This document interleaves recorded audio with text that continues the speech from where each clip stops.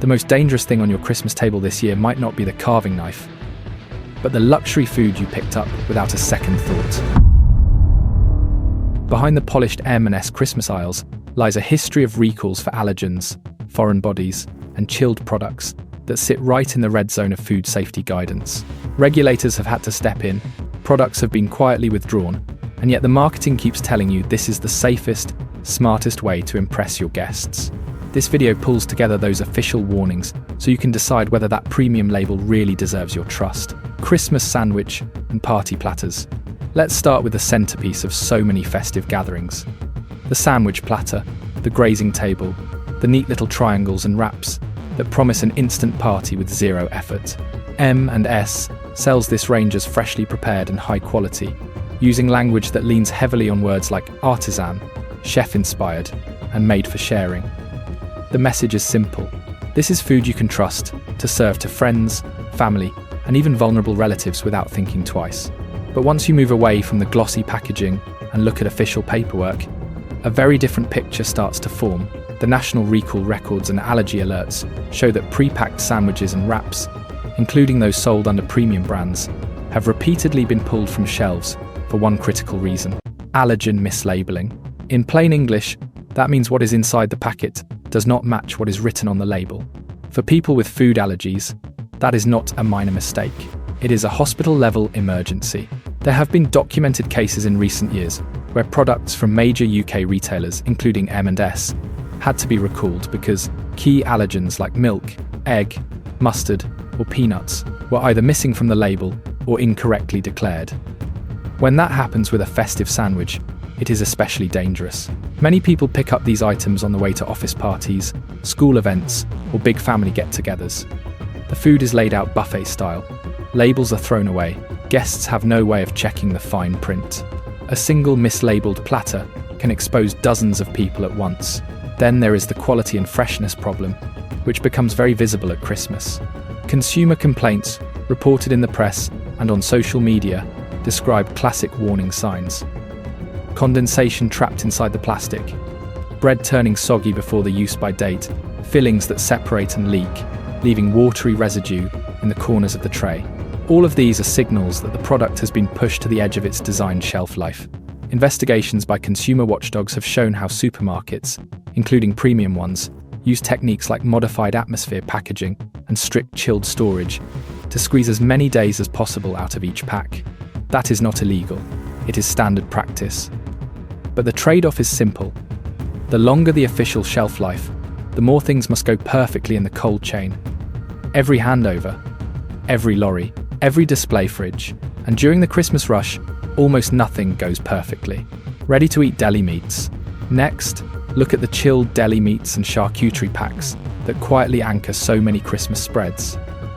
The sliced turkey for quick sandwiches, the honey roast ham for Boxing Day, the antipasti selection for cheese boards and nibbles. M&S presents this entire category as a smarter, more sophisticated alternative to roasting your own joint or carving your own meats. The message is that you can have restaurant-style grazing boards with none of the stress or mess. Official food safety guidance paints a much darker picture. Ready-to-eat meats are classed as one of the highest-risk food groups in the chilled cabinet. Unlike raw meat, which is supposed to be cooked thoroughly before eating, these products go straight from the packet to the plate. That means any bacteria present when they are sliced, packed, or stored stays alive all the way into the mouth of the person eating it.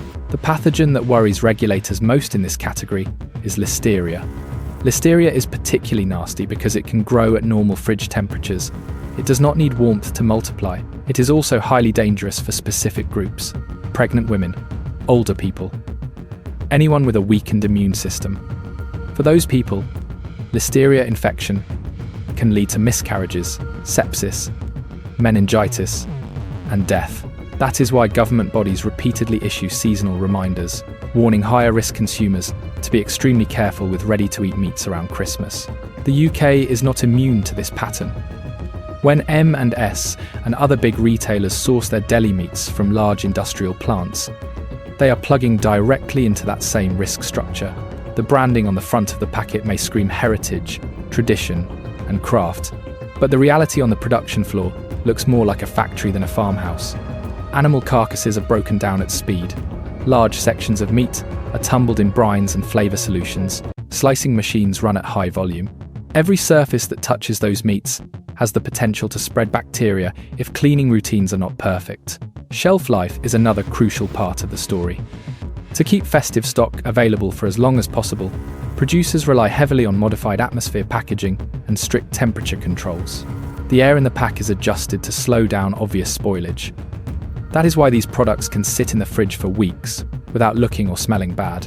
But again, that visual stability can be misleading. A pack can meet legal standards and still carry enough listeria to pose a risk to vulnerable people.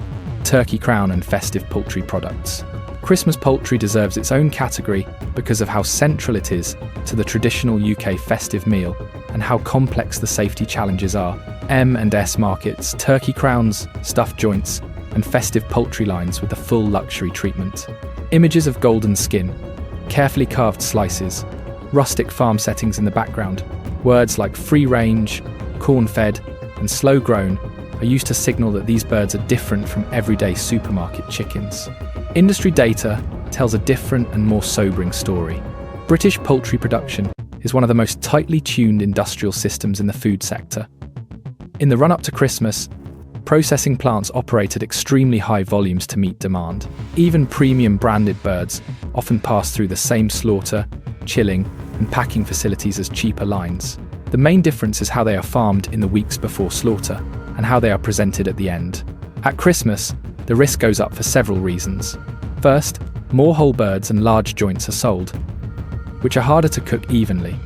Second, many people attempt recipes they are not familiar with, experimenting with new timings or stuffing methods they saw online. Third, households are busier. Ovens are opened frequently, trays get swapped in and out, tempers are high. In that chaos, food safety rules are easier to forget. Consumer reports regularly mention inconsistent cooking performance with supermarket turkeys, including premium crowns. The outside browns before the thickest part of the joint reaches a safe internal temperature. Stuffing placed inside the cavity slows down heat penetration, leaving pockets where bacteria can survive. If cooks rely on colour and not on a thermometer, they may pull the bird out too soon. The meat may look done on the surface, but still harbour live pathogens inside. Processing techniques blur the line further between appearance and reality. To keep meat moist and improve yield, many birds are injected with brine solutions or marinades. These can be flavoured to taste luxurious. They also add water. That extra moisture changes how heat moves through the joint. It can also migrate out into the packaging, creating a pool of raw juices that spread bacteria over any surfaces they touch when the pack is opened. Supermarket recall records show that when things go wrong with poultry, they often go wrong on a large scale. Birds have been recalled because they were stored at unsafe temperatures, because they were underweight for the declared size, or because packaging defects allowed contamination. During Christmas, when demand is many times higher than normal, those systemic errors have more impact. A single misjudged production run can affect tens of thousands of households. Christmas desserts. Now turn to the sweet side of the Christmas range. Trifles, Yule logs, festive gâteaux, iced cakes and cheesecakes covered in glitter and gold decorations. In the adverts and on the boxes, M&S positions these desserts as the crown jewel of a luxury Christmas. Hand-finished. Bakery quality. The kind of treat that looks like it came from a patisserie, not from a factory. Once you look past the marketing language and read the ingredient lists, a different story emerges. These products are highly engineered to survive long journeys, weeks in chilled storage, and the rough handling of busy December shopping.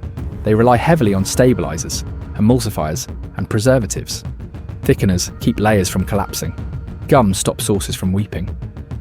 Preservatives hold mold and yeasts at bay just long enough to pass their official shelf life.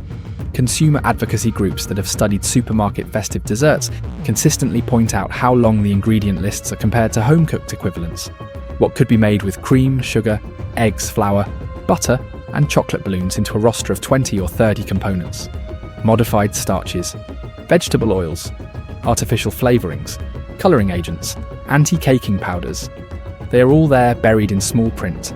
None of these additives are illegal.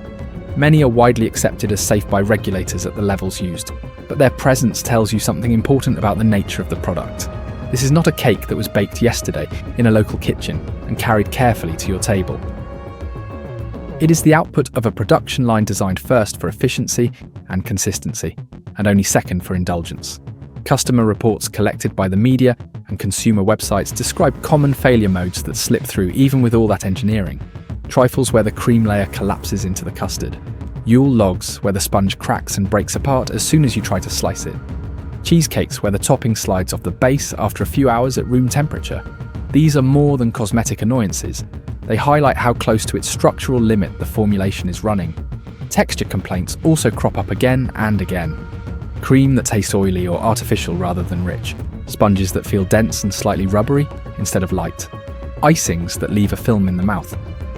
These sensations are often the result of cheaper fats and thickeners being used in place of pure dairy ingredients. Vegetable fat blends and stabilised whipped toppings behave differently to real cream, especially after repeated temperature changes during transport and storage. Sweetness is another weapon used to hide compromises. Many shoppers report that M&S and other supermarket festive desserts taste overwhelmingly sweet, to the point where subtle flavours are drowned out. Excessive sugar not only acts as a preservative, but also masks the taste of lower-grade chocolate, artificial vanilla, and bulked-out fillings. When every bite is dominated by sugar, it becomes harder for the tongue to distinguish quality. Christmas party buffet items. Finally, consider the bite-sized items that fill out most Christmas buffets. Spring rolls, sausage rolls, mini quiches, cheese parcels, breaded prawns, canapés of every description. For many people, M&S is the default choice for this kind of food. The range looks expansive, the packaging feels premium. The promise is simple. Throw these in the oven, and your home instantly feels party ready. On paper, this category should be fairly straightforward. Most items are cooked or reheated before serving, which should kill common pathogens if done properly. However, official recall records and food safety alerts show that these foods face a different set of recurring issues. Foreign body contamination and allergen problems come up again and again in this space. Bits of plastic, fragments of metal, and even pieces of glass have all been cited in recall notices for frozen and chilled party foods sold by big supermarkets. These foreign bodies usually enter the product during high-speed manufacturing. A broken piece of machinery, a snapped bit of packaging, a cracked light cover. In a small bakery, such a failure might affect a few trays before someone notices. In a factory pumping out thousands of units per hour, it can contaminate an entire production run before alarms are raised. Buffet items are especially vulnerable to this because they require multiple assembly steps. A mini quiche might involve a pastry shell formed by one machine, a filling dosed by another, toppings added by a third, and then a final baking and cutting stage. Any loose object that enters the line can be blended in or baked into the product, making it hard to detect visually. Metal detectors and X-ray machines are used, but they are not perfect. When they fail, the only way the problem is discovered is when a customer bites down on something hard. Allergen cross-contamination is another constant threat with party food. The same facility may handle products containing nuts, dairy, egg, shellfish, and gluten-rich ingredients. During peak Christmas production, the pressure to keep lines moving can lead to shortened cleaning cycles and rushed changeovers between recipes. Even tiny traces of allergens left behind can trigger severe reactions in sensitive individuals. When labels promise may contain or list multiple allergens, it is a signal that the manufacturer cannot fully guarantee separation. Temperature handling during use compounds the risk. Buffet food is often cooked or reheated and then left sitting out on tables for long periods. Guests nibble throughout the evening. New items are added on top of old ones. In that warm room temperature window, bacteria can double in number every 20 minutes. If the product was already close to its safety limit before cooking, those extra hours on the table can push it over the edge. Festive ready. Meals. The last category is perhaps the most revealing of all. Festive ready meals. Turkey with all the trimmings in a single tray. Beef or lamb alternatives. Side dishes bundled into seasonal dine-in offers. M&S leans heavily on the idea that you can get a full Christmas dinner experience without hours in the kitchen. Just heat, plate, and enjoy. From a safety and processing standpoint, these are some of the most complex products on the supermarket shelf. Each tray can contain meat, vegetables, stuffing, sauces, and garnishes. Each component has its own cooking profile, its own storage needs, and its own potential hazards. Bringing them together into a single product that can be chilled for days or weeks, transported over long distances, and then reheated in an ordinary domestic oven is a major technical challenge. Fight.